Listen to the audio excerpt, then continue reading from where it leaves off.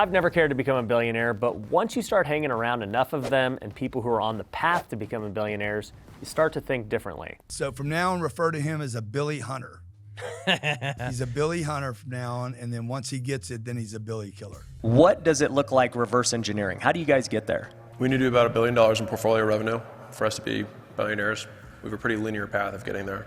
If we just do what we did the last 12 months, we do that 4 more times, we'll be at $1 billion. And it's not just these guys. The first person to really get me thinking about it was my friend Brad Lee. He told me on a phone call one day that I have what it takes to become a billionaire and there's no reason I shouldn't get there. And none of these guys are trying to blow smoke. The fact is they see potential, and it's up to me on whether or not I want to create a plan to get there. And after just getting done with my planning for 2023, I've realized that we are definitely on the path there, and I want to reveal to you what that plan is. And hopefully you can learn from the different steps in this plan to help you get through whatever stage of business you're currently in. There are so many mistakes I've made along my journey, and if I can help you avoid just one of those, it could potentially save you thousands or millions of dollars. But even more important than that, years of time. So first, if we're going to understand how to get to $1 billion, we got to talk about the current situation of where I'm at. In 2018, I officially became a millionaire strictly from real estate investing. At that point, I had flipped over 100 homes and I started buying rentals, and my net worth finally crossed that 7-figure mark. Since then, I've built my real estate portfolio to owning over 550 doors. So where does that leave me today? Well, in the traditional sense of valuing your net worth with your real estate, stocks, cash, crypto,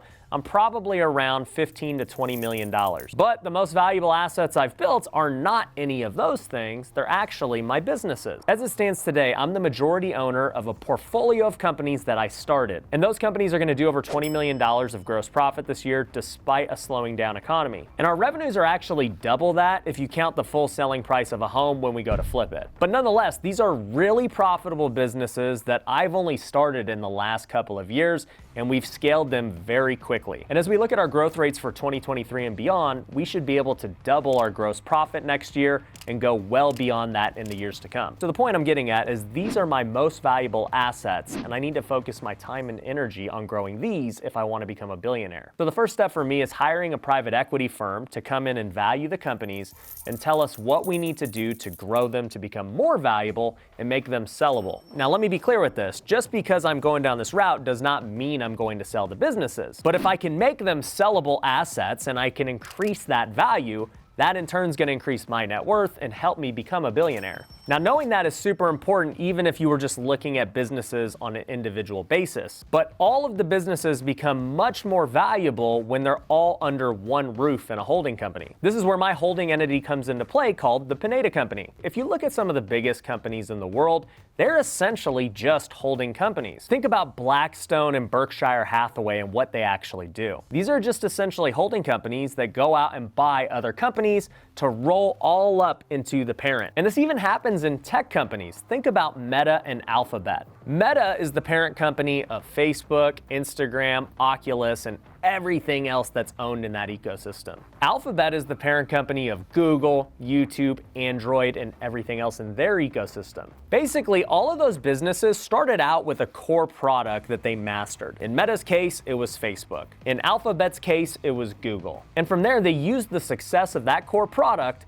to go out and start new businesses or acquire different ones that fit in their ecosystem. Think about it, when you get really good at running one business, you realize that the skills needed to create that business are applicable to other niches. If you have a really good process for your marketing, for your sales, and your operations, you can take that framework and apply it to other businesses. And also, if you're making a ton of money with that core business, it gives you the capital to go out and acquire other businesses, to reinvest into infrastructure and people. And so when I look at a lot of my friends and the people I've interviewed on my podcast, I start to notice that they are following this same exact framework. For instance, this is partly what Alex Hormozi is doing with acquisition.com. His first big success was in building Gym Launch. He learned all of his skills from building that company up and then selling it for over $50 million.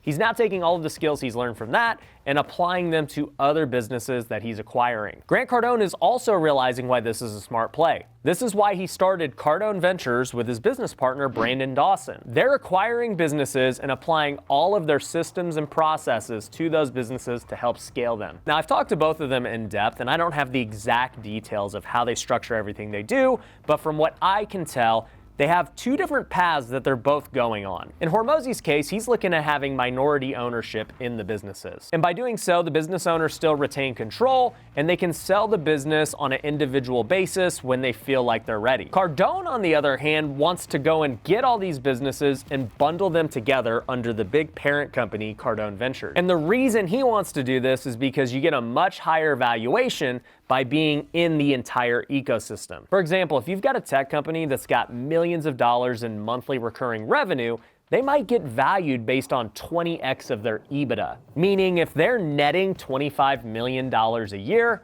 they're worth $500 million. On the other end of the spectrum, you might have a tax firm like my company TrueBooks, where they're making a few $1,000,000 a year. And traditionally, a tax firm would only get 2 to 3 times EBITDA. So if we were making $1 million net a year, we're probably worth $2 to $3 million as a standalone tax company. But if all of this is rolled up under one umbrella into a parent company, all of the revenue from everyone flows up to the top. And if the parent company is making over $100 million a year because all of the different businesses are now combined under one roof, it's going to have a drastically different valuation and a much higher multiplier. Now look, there are pros and cons to both methods. If you want to be a part of the big picture holding company and have everything roll up, then you would need to wait for the holding company to sell. You don't really have control anymore. If you want to sell on an individual basis, then you're not going to get the multiplier that you would get on the other side. Unless, of course, you are that tech company that's already worth a ton. So why do I explain all of this? Well, recently I had my business coach, Gary Harper, come into my office and we started planning for 2023. And he helped me realize that this is the exact same path that I'm on as well. The only difference is I've been doing it in a way harder way. I've started every company that I currently own from scratch.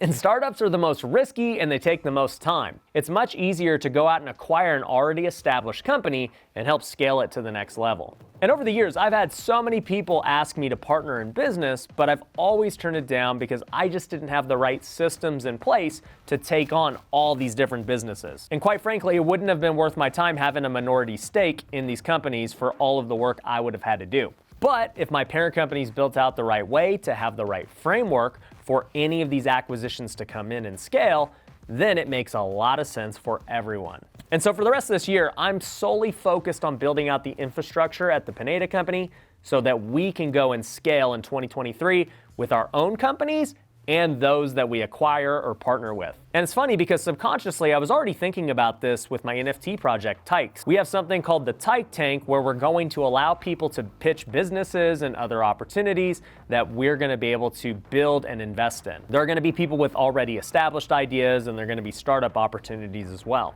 But if I can build out the framework at Pineda Company to be able to accommodate all of the deal flow from the Tyke Tank, then it's going to be a really good stream of acquiring businesses. And the hard truth I've realized is that as a real estate guy, it's really difficult to become a billionaire with just buying real estate. And those who become billionaires through that method usually take many, many years of buying and holding property. And I would say it's much easier and faster to go build the enterprise value of a business to $1 billion. So the way that I get to $1 billion is by building out the Pineda company and start acquiring. And there's never been a bigger opportunity than during this recession when a lot of businesses are going to need help.